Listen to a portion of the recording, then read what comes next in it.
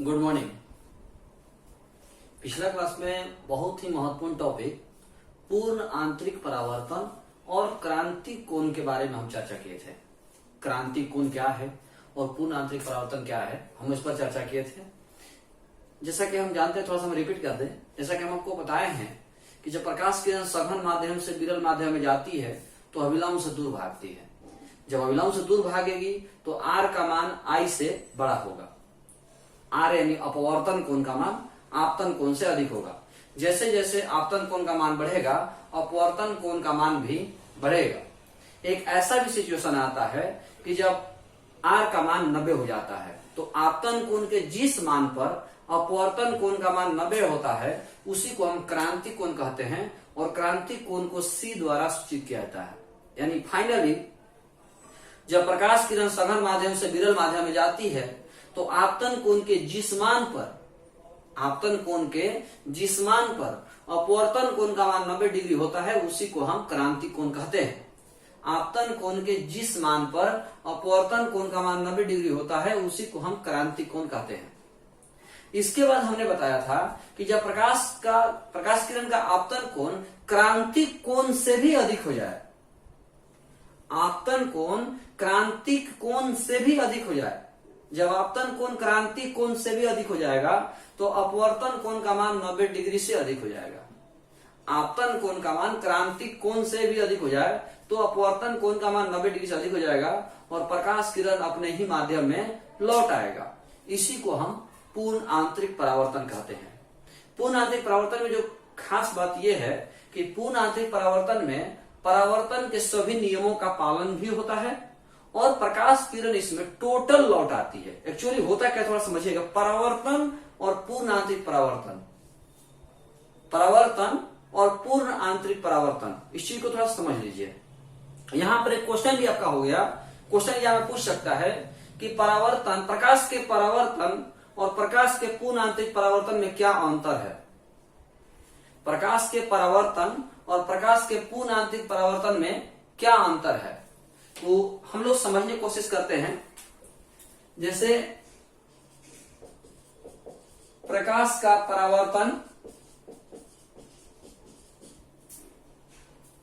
प्रकाश का परावर्तन, प्रकाश का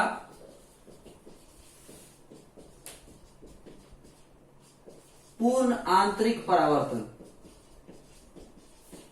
प्रकाश का परावर्तन और प्रकाश का पूर्ण आंतरिक परावर्तन। तो प्रकाश के परावर्तन में सबसे पहले हम लोग ये देखेंगे कि यह परावर्तक सतह से होता है।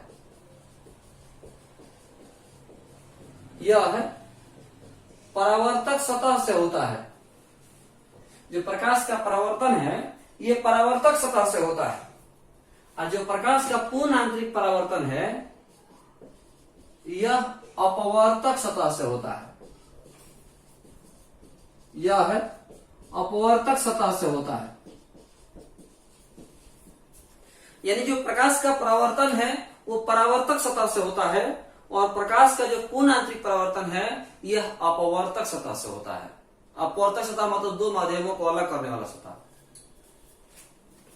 दूसरा है, इसमें माध्यम निश्चित नहीं होता है।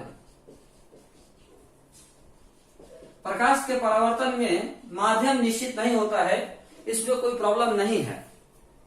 लेकिन पूर्ण आंतरिक परावर्तन में फिक्स है। इसमें प्रकाश किरण सघन माध्यम से विरल माध्यम में जाती है।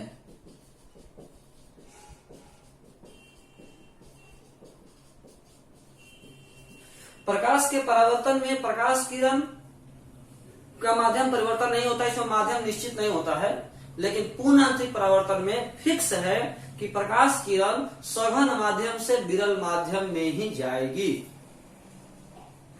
प्रकाश के पूर्ण आंतरिक परावर्तन में यह फिक्स है कि प्रकाश किरण सघन माध्यम से विरल माध्यम में जाएगी। तीसरा देखते हैं, इसमें माध्यम परिवर्तन नहीं होता है, इसमें माध्यम परिवर्तन नहीं होता है। इसमें देखिए, इसमें प्रकाश किरण सघन से विरल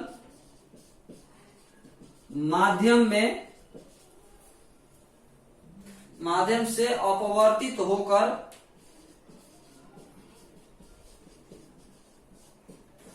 पुनः अपने माध्यम में आ जाती है।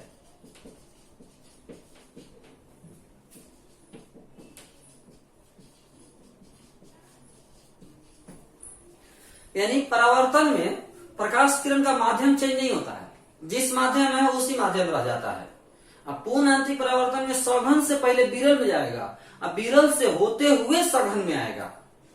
ये जरूर आप लोगों को याद रखना है। चौथा पॉइंट है, इसमें परावर्तन होता है और इसमें अपवर्तन होता है। प्रकाश के परावर्तन में प्रकाश का परावर्तन होता है, प्रकाश के परावर्तन में इसमें परावर्तन होता है और इसमें प्रकाश का अपवर्तन होता है। इसमें परावर्तन होता है और इसमें अपवर्तन होता है, इसमें परावर्तन होता है और इसमें जो है अपवर्तन होता है। लास्ट पॉइंट देखिएगा, इसमें प्रकाश की कुछ अंश परावर्तक सतह द्वारा अवशोषित हो जाता है।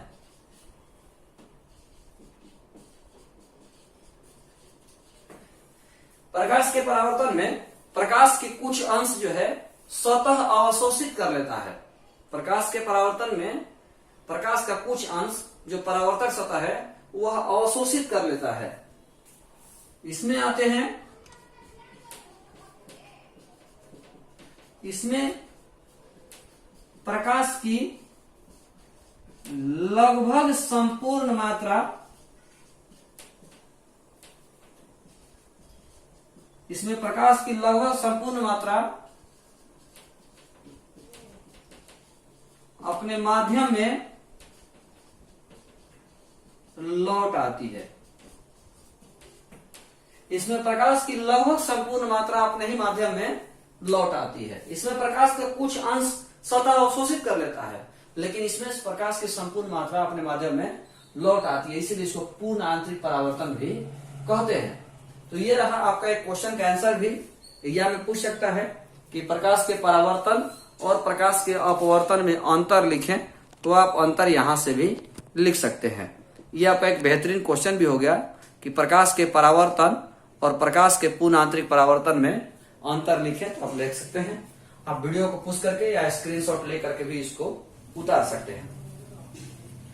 इसके बाद पिछला वीडियो में जो पढ़ाए थे हम अपवर्तनांक के बारे में, उससे रिलेटेड एक स्टूडेंट का सवाल था कि सर हमें 15 नंबर पॉइंट और 16 नंबर पॉइंट, प्रकाश के अपवर्तनांक में हम लगभग 18-19 पॉइंट बताए थे, तो उसमें उन्होंने कहा कि सर 15 और 16 हमको समझ में नहीं आ रहा है।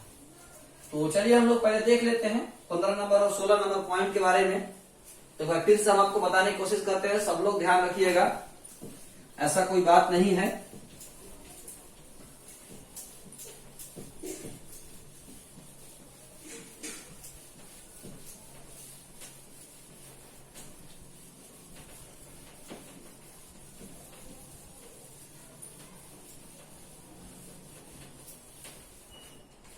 सवाल जो पॉइंट था वो था 1μ2 गुना 2μ3 गुना 3μ4 गुना 4μ5, इस तरह से डॉट डॉट डॉट डॉट जो भी है। अब आपको ये याद रखना है, हम आपको पढ़ाए थे, याद होगा आप लोगों को, कि 1μ2 इक्वल टू हम लिख सकते हैं μ2/μ1। ये तो हमको याद होगा, पढ़ाए हैं।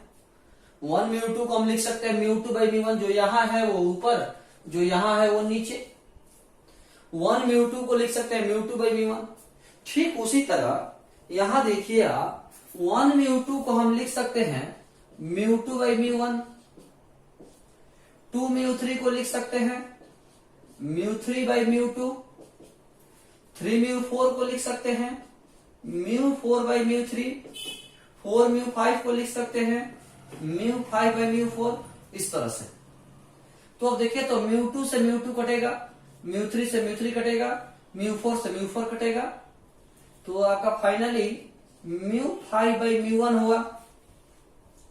तो 1 μ2 को μ2/μ1, तो μ5/μ1, तो इसको हम 1 μ5 लिख सकते हैं उस फॉर्मूला के आधार पर। ये 1 μ5 पे नहीं, जरूरी नहीं है, ये और भी आगे जा सकता है।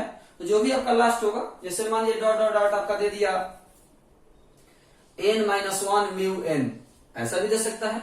तो फाइनली आपका हो जाएगा 1 और n, यानी इसका आंसर हो जाएगा 1 μn। इस तरह से। अब आपको इसमें कहीं प्रॉब्लम होगा तो आप सवाल कर सकते हैं, इसमें यदि कहीं कंफ्यूजन होगा तो भी आप सवाल कर सकते हैं। अब आपको ये समझना है, थोड़ा सा ध्यान दीजिएगा सब लोग। अगला जो पॉइंट है इसी में कि 1 μ2 गुना 2 μ3 गुना 3 μ4 गुना 4 μ5 डॉट डॉट डॉट, जो भी है शुरू वाला लास्ट, जैसे वहां 1 है तो यहां भी 1 हो गया था, तो n के जगह पर 1 हो गया, तो 1 μ1 या μ1/μ1 तो कट जाएगा, तो 1 ही होगा, यानी शुरू वाला लास्ट वाला इक्वल हो जाए तो 1 हो जाता है। अब हम लोग का थ्योरी में आगे बढ़ते हैं। आज तो आपको एक क्वेश्चन बता दिए कि प्रकाश के परावर्तन और प्रकाश के पूर्ण आंतरिक परावर्तन में क्या अंतर है। एक को याद रखिएगा, हम बताए थे कि पूर्ण आंतरिक परावर्तन में पहले तो आप ये समझिए कि प्रकाश की संपूर्ण मात्रा लौट आती है। पूर्ण आंतरिक परावर्तन में परावर्तन के नियमों का पालन होता है, और पूर्ण आंतरिक परावर्तन में फिक्स है कि आपतन कोण का मान क्रांति कोण से अधिक होना चाहिए, और प्रकाश किरण सघन माध्यम से विरल माध्यम में जाना चाहिए। यानी पूर्ण आंतरिक परावर्तन के दो शर्त हैं, प्रकाश किरण सघन माध्यम से विरल माध्यम में जाना चाहिए, प्रकाश किरण सघन माध्यम से विरल माध्यम में जाना चाहिए, और आपतन कोण का मान क्रांति कोण से अधिक होना चाहिए। ये हम आपको यहां तक पिछला क्लास में बताए थे। अब हम बात करने वाले हैं पूर्ण आंतरिक परावर्तन के उदाहरण के बारे में। पूर्ण आंतरिक परावर्तन के उदाहरण क्या है? एग्जाम में हमेशा पूछता है पूर्ण आंतरिक परावर्तन के उदाहरण। तो पूर्ण आंतरिक परावर्तन के उदाहरण, पूर्ण आंतरिक परावर्तन के उदाहरण, जिसमें पहला है हीरा का चमकना,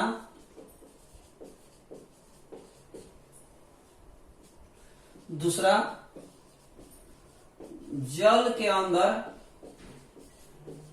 वायु के बुलबुले का चमकना,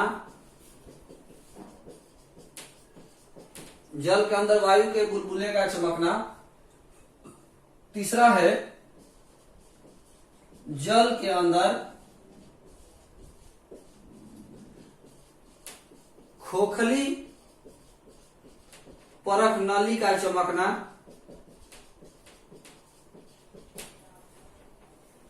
चौथा है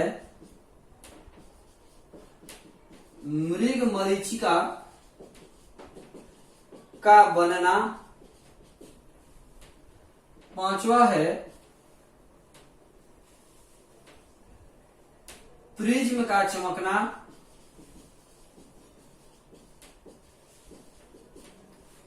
इस तरह से बहुत सारे हैं। विशेष क्या बोलना है, एग्जाम में पूछता है कि हीरा का चमकना किसका उदाहरण है, जल के अंदर वायु के बुलबुले का चमकना किसका उदाहरण है, मृग मरीचिका का बनना किसका उदाहरण है। तो आप इसको समझते हैं, ध्यान दीजिएगा। पहले आप इसको उतार लीजिए। पूर्ण आंतरिक परावर्तन के उदाहरण में हीरा का चमकना, जल के अंदर वायु के बुलबुले का चमकना, जल के अंदर खोखली परख नली का चमकना, और मृग मरीचिका का बनना। चमकने का मतलब पहले क्या होता है ये समझिए। सोचे आप लोग ये समझे चमकने का मतलब क्या होता है। जैसे कहीं से प्रकाश, भले आपने टॉर्च जलाया और लाइट पार हो जाए, लाइट पार हो जाए तो नहीं चमकेगा, लेकिन यदि वो लाइट लौट करके आपकी आंखों में पड़ेगा, जब टकरा करके लाइट आपके ही आंखों में रिटर्न आ जाए तो आप कहते हैं कि चमक रहा है। ज्यादा मात्रा में आ जाए तो और ज्यादा हम कहते हैं चमक रहा है। तो बहादुर हीरा का चमक, ये तो उदाहरण हो गया।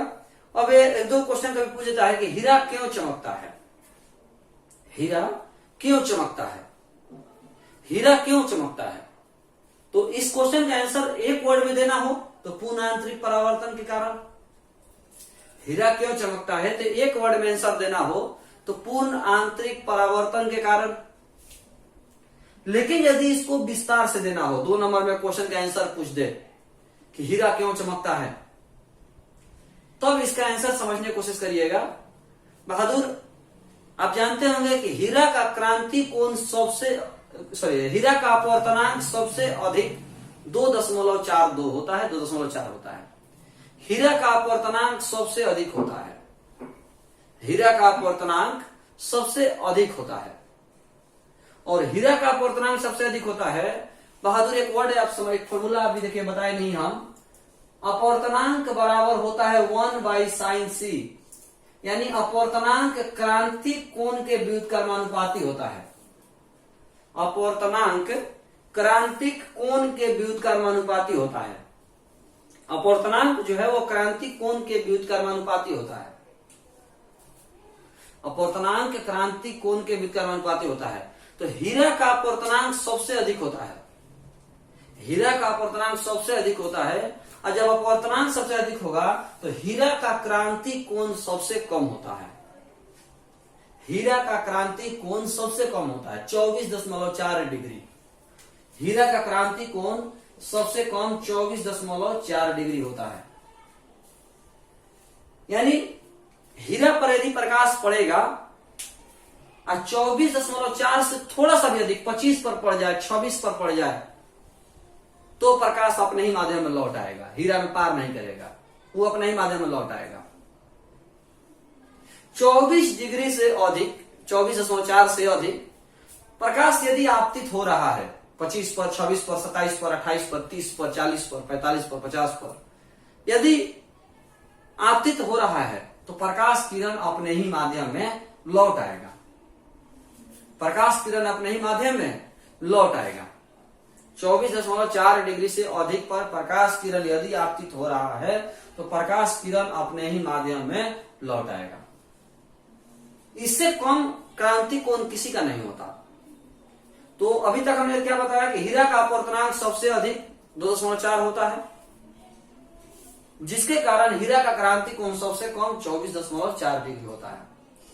अब हीरा को इस प्रकार तराशा जाता है, इस प्रकार डिजाइन किया जाता है, हीरा को इस प्रकार तराशा जाता है, हीरा को इस प्रकार काटा जाता है कि इसका सतह इस प्रकार हो जाए कि इसके किसी भी सतह पर आपतित होने वाला प्रकाश किरण, इसके किसी भी सतह पर आपतित होने वाला प्रकाश किरण का आपतन कोण 24.4 डिग्री से अधिक रहेगा। जैसे आप बैडमिंटन खेले होंगे तो बैडमिंटन को कितना भी जोर से मारिए, धीरे से मारिए, सामने वाले के पास यदि कॉर्क जाएगा तो उसका रबड़ वाला हिस्सा ही जाएगा, पंख वाला सामने नहीं जाएगा, रबड़ वाला ही जाएगा।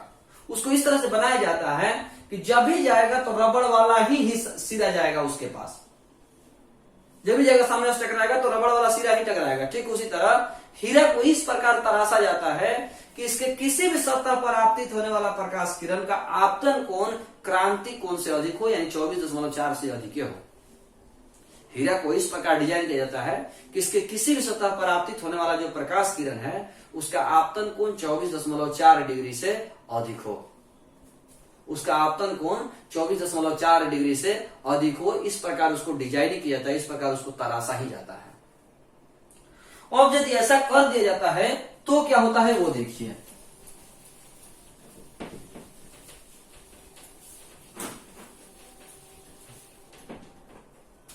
जैसे मान लीजिए ये हीरा है, मान लीजिए मानने में कहता है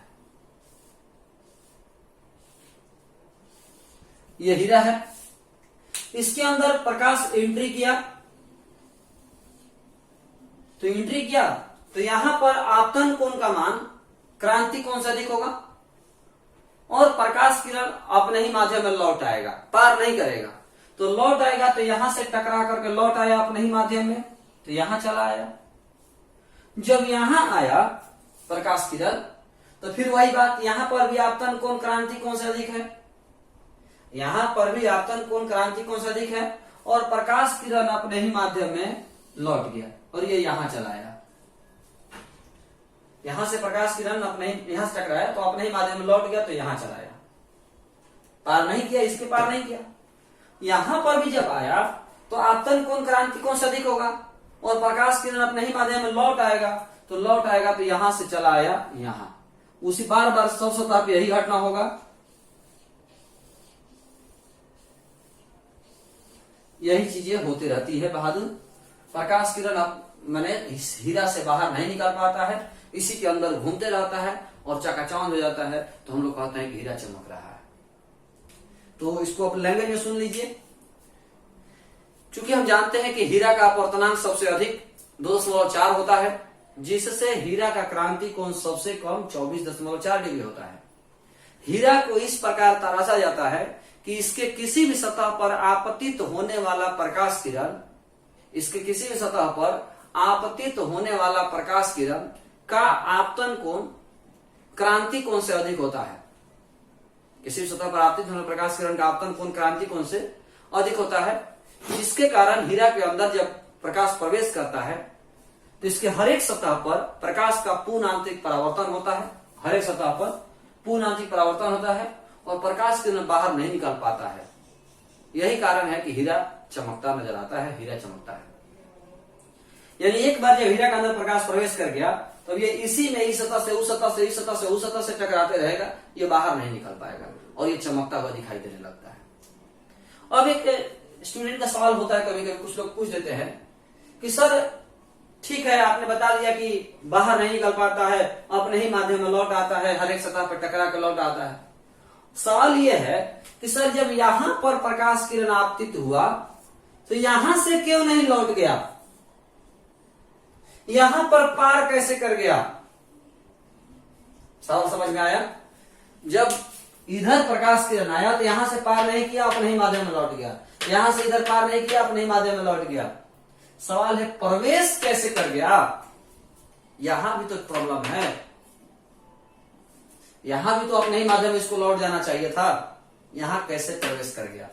इस सवाल का आंसर आप लोग जरूर सोचिएगा, ध्यान रखिएगा। हम अगले वीडियो में इस सवाल का जवाब देंगे। तो एक आपका पहले तो ये पुनरावृत्ति परिवर्तन का उदाहरण हो गया। इसमें हमने आपको पहला क्वेश्चन पढ़ाया कि हीरा क्यों चमकता है, हीरा क्यों चमकता है। तो चूंकि हम जानते हैं कि हीरा का अपवर्तनांक सबसे अधिक 2.4 डिग्री होता है, चूंकि हीरा का अपवर्तनांक 2.4 डिग्री होता है, अपवर्तनांक अधिक होने के कारण इसका क्रांति कोण सबसे कम होता है, 24.4 डिग्री होता है। हीरा के सतह को इस प्रकार डिजाइन किया जाता है, तराशा जाता है कि इसके हर एक सतह पर आपतित होने वाला प्रकाश किरण का आपतन कोण क्रांति कोण से अधिक हो, जिससे हीरा के अंदर जब प्रकाश प्रवेश करता है तो इसके हर एक सतह पर पूर्ण आंतरिक परावर्तन की घटना होती है और प्रकाश किरण बाहर नहीं निकल पाता है। यही कारण है कि हीरा चमकता नजर आता है। क्लियर है? अगला एक टर्म है, इसी में हम आपको बता दे रहे हैं, जल के अंदर वायु के बुलबुले का चमकना। जल के अंदर वायु के बुलबुले का चमकना, ये किस तरह से काम करता है, या जल के अंदर खोखली नली का चमकना, सब वही है, क्या विशेष बोले। दो ही क्वेश्चन पूछता है, मृग मरीचिका वाला और हीरा वाला, लेकिन बाकी भी समझ लीजिए। जल के अंदर वायु के बुलबुले का चमकना, ध्यान दीजिएगा इस घटना को। कभी कभी हम लोग बचपन में देखे होंगे, जब बोरिंग जो खेत मोटर पटाता था तो तेल वाला जो पाइप होता था ना, तो उसमें कभी कभी हम लोग का कहते हैं कि एयर ले लेगा, नजर आता था, उस पाइप में नजर आता था, तो हम लोग फूंक करके उस बुलबुले को बाहर निकालते थे। उस जो बुलबुला नजर आता था उसको हम लोग बाहर निकालते थे। वो जल, जो पेट्रोल है, डीजल है, जो भी है, उसके अंदर वो हवा का बुलबुला नजर कैसे आता है? आप डॉक्टर के यहाँ सुई देखिएगा, जब सुई देता है लोग तो भी हवा निकालता है, उसके अंदर नजर आ जाता है, बुलबुला नजर आ जाता है। या पानी जो चढ़ाता है, लोग देखे होंगे आप लोग, पानी जो चढ़ाता है पाइप में, तो उसमें यदि हवा बुलबुला कहीं घुस गया तो नजर आ जाता है, तो आदमी डॉक्टर पहले वो बुलबुला को बाहर निकालता है। तो सवाल है कि वो बुलबुला नजर आने कैसे लगता है, होता क्या है वो देखिए। जैसे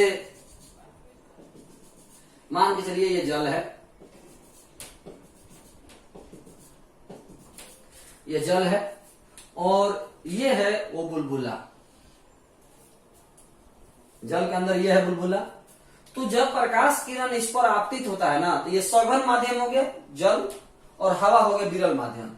तो प्रकाश किरण जब सघन माध्यम से विरल माध्यम में जाता है ना, तो इसके सतह पर पूर्ण आंतरिक परावर्तन होता है और ये प्रकाश किरण इसको पार नहीं कर पाता है, यहां से टकरा कर लौट जाता है। जल हो गया सघन माध्यम, हवा हो गया विरल माध्यम।